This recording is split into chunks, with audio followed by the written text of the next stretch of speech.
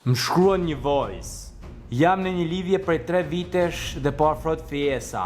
E dua shumë djalin, është i mirë dhe punëtor, por problemi është se ai jeton në fshat. Në fillim me premtoi se do të jetonim në qytet, por tani thot se nuk mund të lere prindrit. Unë nuk e kam problem të jetoj me prindrit e tij, por nuk mund të hedh poshtë gjithë sakrificën e prindërve të mi, të cilët me kanë shkolluar dhe me kanë mbështetur që të kem një të ardhme.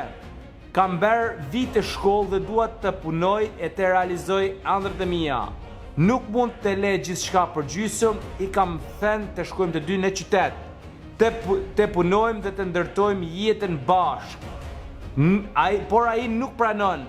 Tani jam midis djalit që dua dhe ëndrat e mia për të cilat kam luftuar kaq shumë. Këtë përgjigje e kam dhënë me detaja në YouTube. Shtyp në linkun e bio, është video e gjatë që ta shikoni, që do kuptoni se si unë i përgjigjem këtij mesazhi, si unë do veproja në këtë lloj situate.